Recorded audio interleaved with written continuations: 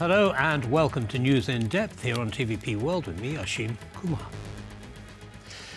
After Australia became the world's first country to ban children under 16 from using social media last year, Spain, France and other European countries are cracking down on social media for minors amid mental health concerns.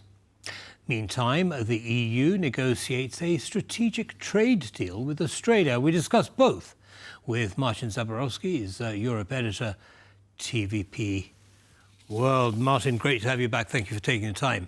Thank you for having me. Before we kick off, as usual, we'll have a short soundbite. I'll get your view on it. Okay. Spain will ban access to social media for minors under the age of 16. Today, our children are exposed to a space they were never meant to navigate alone. A space of addiction, abuse, pornography, manipulation, violence. We will no longer accept that. We will protect them from the digital Wild West. This means that CEOs of these techno platforms will face criminal liability for failing to remove illegal or hateful content. We will turn algorithmic manipulation and amplification of illegal content into a new criminal offense. Disinformation doesn't appear by itself. It is created, promoted, and spread by certain actors.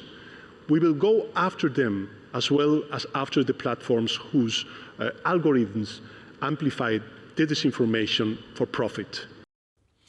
So that was Sandra Sanchez, Spanish Prime Minister, and quite a few strong words there. He's talking about the harm that social media does to children. But let's start with that.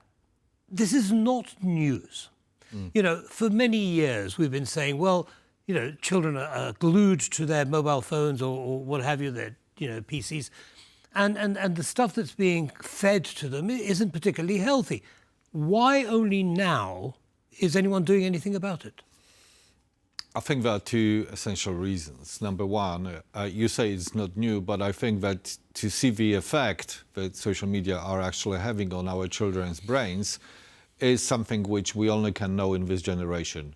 So it's really the issue of the last few years that the cases of the depression, self-harm, the addiction, that these things have become apparent, that indeed we can see the very clear impact on our children's mental health, really. Yeah? So that's the reason number one. And the reason number two, it is our trade policies. Well, all these social media are really maintained and originally from the United States. And we have had for a number of years a policy whereby, we would have a surplus in exporting manufactured goods to the United States, but we would have a huge deficit in importing services. And services, that means products of tech companies like, Meta and, Google and so on. And that was sort of our deal. Yeah. Okay, we take your tech, but you take our products. Yeah. And today, when this relationship with the United States is fracturing, it's opening up possibilities for us to say, look, let's re-look at this whole... Let's relook the whole thing. If you are, putting tariffs on our cars, on our, fruit, on our agricultural goods and so on, if you're slapping tariffs all over the place, why should we keep having our market open to your Googles, to your, Snapchats, to your TikToks with no barriers whatsoever? Now, that's an interesting viewpoint, because that suggests that if Donald Trump hadn't behaved the way he has done, alienating Europe in so many ways, this would never have taken place. That Europe wouldn't have, worried about it. It would have continued. What do you think? It's a part of the argument, yeah. I think that it's, like always with major moves in economic policy, there are several elements to that. Yeah, Right. I think that our children mental health care is a super important argument, but I'm not sure it would have swung the, the minds of people who are in charge of economic policies. But being in a situation when you have both mental health care and growing costs of doing business with the United States makes some people think twice. Right, Yeah. right. Now let's go back to that soundbite we just saw. The Prime Minister talks about making the owners of the tech companies, so Elon Musk with X, for example, responsible for this. How realistic is this? I mean, in fact, Elon Musk responded, called the Prime Minister a tyrant.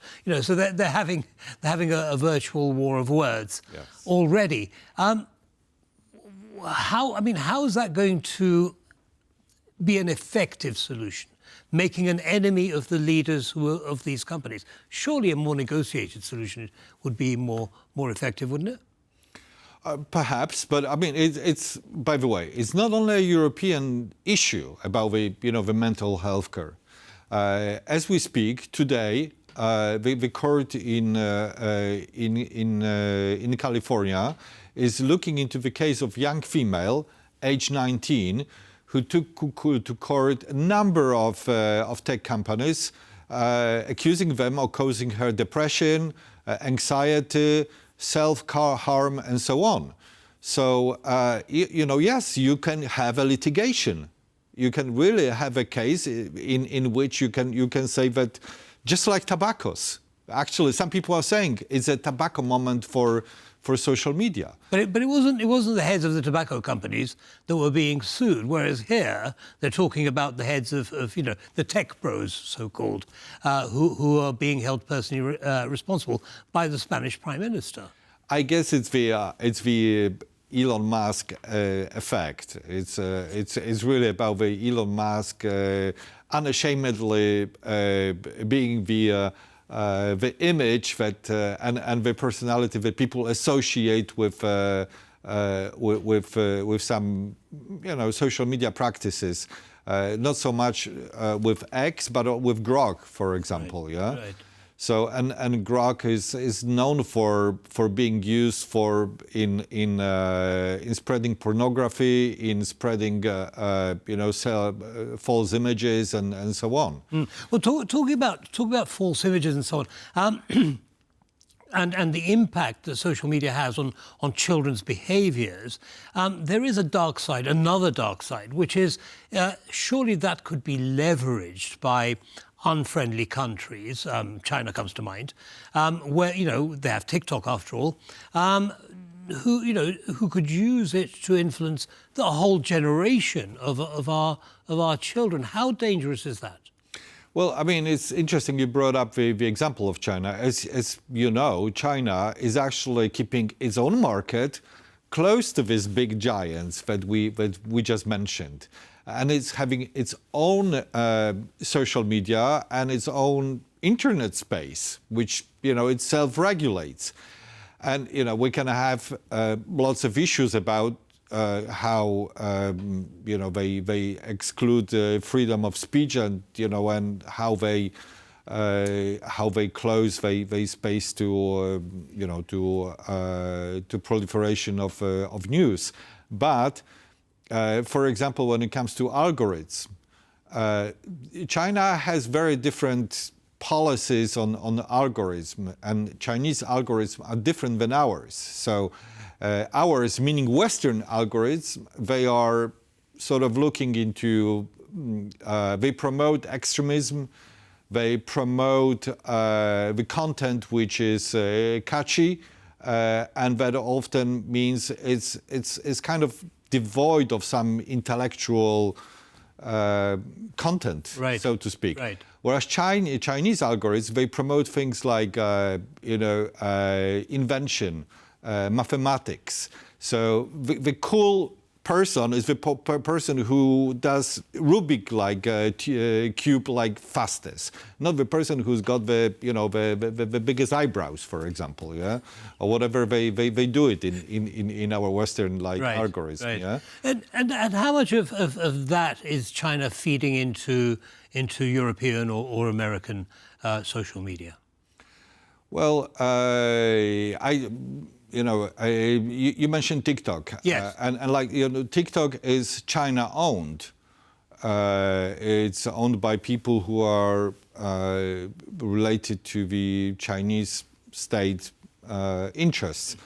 However, in China itself, TikTok is banned. China, you cannot open TikTok in China. They have their own version of TikToks, which, like I said, is actually have more intelligent policies regarding what's going to be promoted. Right. What China is doing on our own market, it's a propaganda tool. It's difficult to say at this point in time, but we can say that it's not the Chinese companies which are really spreading most of the social media content, but it's the American companies. Yeah? Right. It really is the businesses which originate from the United States rather than from China itself. Right. Even TikTok is actually operating from the United States. Yeah. No, that's true enough, but it is still a vulnerability, I would suggest, and perhaps we shall wait and see. Now, one final question before we move on to the next topic, and that is enforcement. Yes. How do we get children under 16 or whatever, 14, whatever it is in different countries, how do we stop them having access? I mean, it's very difficult to actually enforce, isn't it? Well, what we have in Australia is this face recognition mechanism, which some kids have learned how to bypass it. When they kind of scrunch their faces so that they have more wrinkles. I wouldn't need to do it. All right. And so, they have ways. Whenever you have a ban, you always find ways of bypassing it. But having said that, once the ban was introduced in Australia, within something like 2 months, 5 million accounts were being removed. We're talking about population of 20-something million people. I'm not sure. So 5 million social media accounts were removed by whom? Deleted. Deleted. Yes. Okay, so 5 million fewer users. Yes. Right. 5 million users, yes. Okay. In Meta itself, almost 600,000. That's incredible. Yeah, and we're talking about not a huge population. Yes. So, yes, of course, people will find a ways of, bypassing it. Right. But it still does not mean that it's ineffective. No, well, it seems to be, it certainly has some effectiveness. Let's move on now. The trade deal between the European Union and Australia, which had originally collapsed in 2023, I believe it was. Yes. And now, all of a sudden, it's kind of been rejuvenated.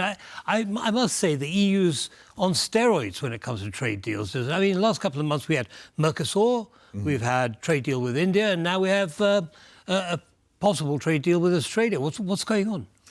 Well, before we move any further, I want to remark that Australia is very much on our minds today. When it comes it's a trendsetter when it comes to social media regulation, but also it's a very interesting example of another region where the European Union wants to have closer trade relationship with. The reason for that is one, and that reason is Donald Trump and his policy of economic protectionism. When he's slapping trade tariffs on nations around the globe, including closest allies in Europe, then we need to look for our options. And that hence Mercosur, hence India, and hence Australia. All of these options are also related to our value policies because these are all democracies.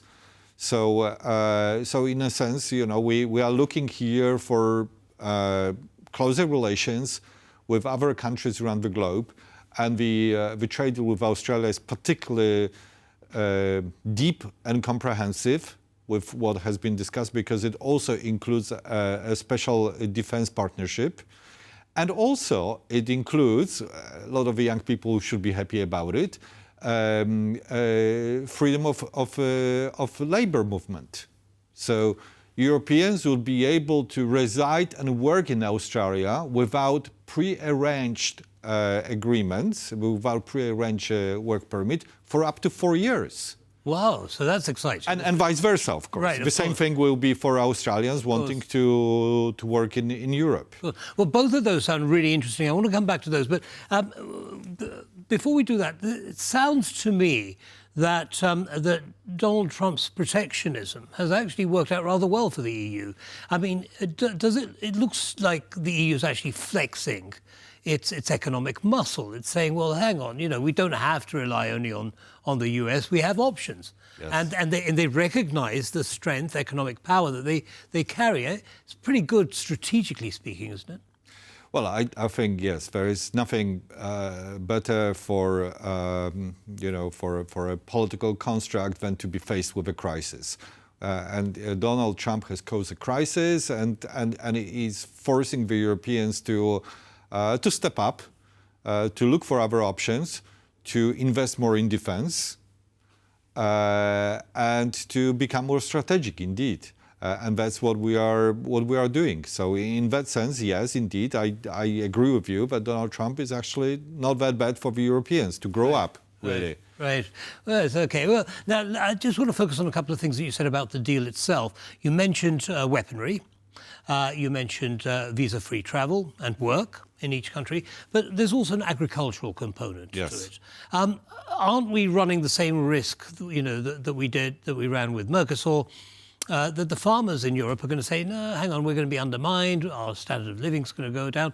What can you share about that? Yes, we are running the same risk, but the scale is very different because Australia is a much smaller market and a much smaller producer of agricultural goods than the Mercosur nations. I mean, its market of 20-something million consumers. Yeah? And I don't know how big the agricultural sector in it is. It's not very small, but it's also not huge. Yeah, so it's difficult to foresee how the Australian producers could saturate European markets. Right. It's not going to happen, and it's only good for the Europeans because our production of agricultural goods is tenfold, if not more times bigger than Australia's. Right. So indeed, I mean, it's only a good deal for us. So there were some issues with both dairy and beef, which the Europeans did not want to open up to the Australian producers of that. And there were some issues also with denominations, because as you probably know, Australia has very substantial Greek and Italian diasporas, yeah? And they have their own Proseccos, Fetas, and other products which, they have the name of Feta, Prosecco, right, and so on. And in Europe, these things are subject to EU regulations. EU laws and regulations. Yeah. I mean, we cannot, for example, we cannot produce a Polish Feta. Right. It needs to be. We cannot produce Greek yogurt, but Greek style yogurt. And champagne has to come from Champagne. Voila. That kind of stuff. Yeah. That's the situation, yeah. Right, okay. All right, unfortunately, we're going to have to end it there. There's so much more we could talk about, but as usual, the clock has beaten us. Thank you, as always, Marcin, for sharing your time with us. Thank you very much. And that brings us to the end of this episode of News in Depth. Don't go away, lots more coming up. Goodbye.